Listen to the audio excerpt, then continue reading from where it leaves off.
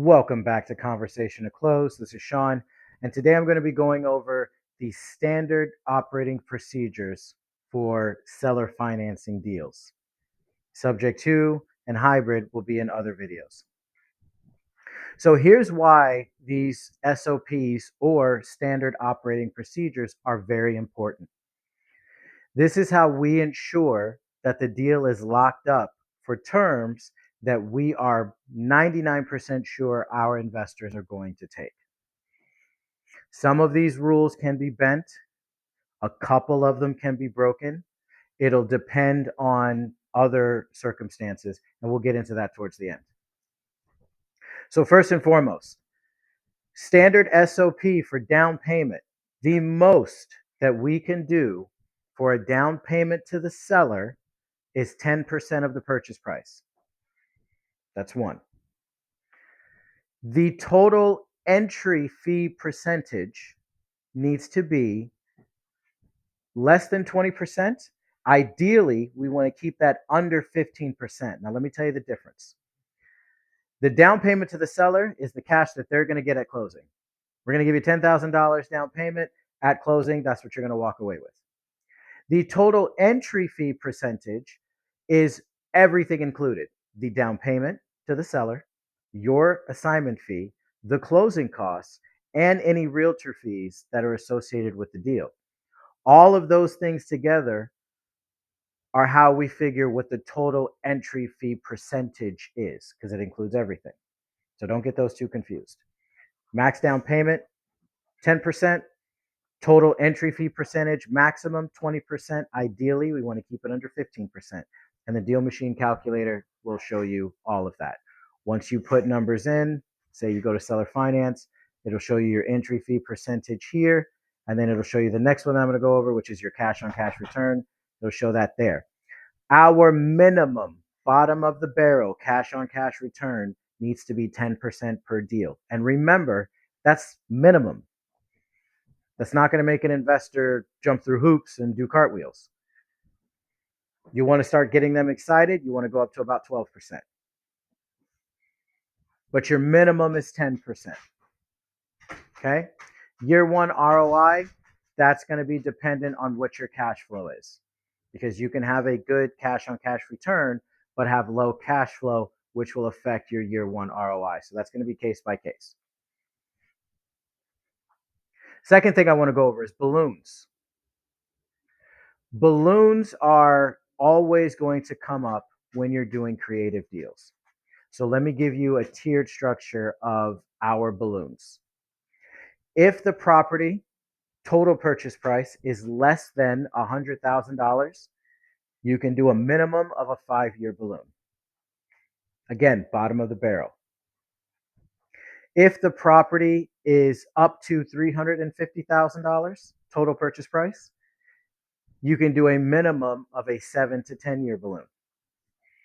Obviously, the higher the better.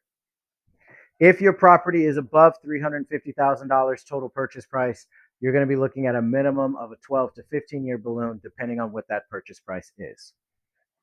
Now, I want to explain to you why balloons are the way that they are in terms of investors. Investors don't like balloons, and here's what a balloon means. A balloon means that we're going to give a deal to an investor where they're paying, let's say it's $300 a month at 0% interest, because they're not going through a bank. But when we do the balloon, chances are they're going to have to refinance that property to pull out the equity to pay off the seller, to pay off the balloon. The balloon just means that, hey, you're going to give me $300 a month every month for 10 years. And then at 10 years, if it's a 10-year balloon, then you owe me whatever that balance is of the purchase price. So a lot of times a buyer is going to have to get a refinance to pull that equity out and pay that off. Well, now they have a mortgage. Now they have an interest rate. And they most definitely have a higher payment than $300 that they were paying. That's why buyers don't like balloons. So the longer, the better. No balloon is the best, because that essentially means that that buyer, whoever buys that deal, will have these terms at 0% interest and maximum cash flow for the duration, which is obviously more attractive.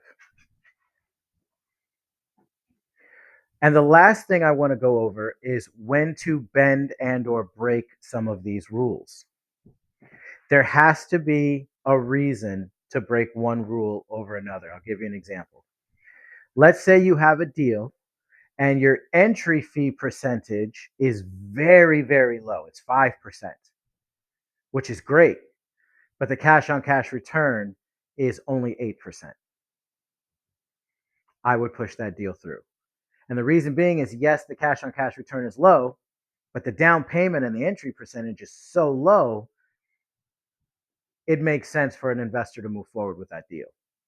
The opposite of that is also true. Let's say you have a cash on cash return of 35%. That's phenomenal. But the seller wants more money on a down payment. So now instead of a total entry fee of our maximum 20%, it's 25%. I would push that deal because there's a reason for it to be 25%. Here's another one. The property has just been flipped.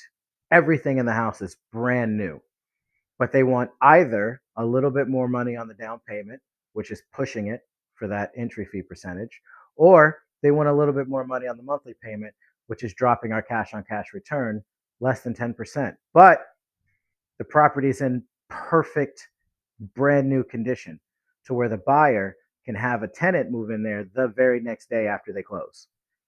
Then yeah, I would push that deal. So those are instances where you can break or bend some of the rules. There just has to be a good reason. And you know my motto, if there's even a 1% chance we can close a deal, I say go for it. As long as you set the proper expectation with the realtor and the seller and let them know, hey, we're going to give it our best shot. Give me 2 weeks. If we find someone for you, great. We'll get this house sold. We'll all get paid. If I don't, I'll at least bring you some information as to why we couldn't move it so that you can make any adjustments you feel necessary on your end. And that's it. So, quick recap. SOPs for seller financing deals. No more than 10% down of the down payment. No more than 20% total entry fee percentage. Ideally, we want it under 15. Cash on cash return needs to be at least 10%, and that's the bottom of the barrel. And as far as your balloons, it's dictated by your purchase price, but you can do a minimum of 5, 7 to 10, or 10 to 15 years, depending on the purchase price. Hopefully that answers your questions when it comes to seller finance. Any questions you have, drop them below. Like, comment, subscribe. I hope you have a great day, and I'll talk to you later.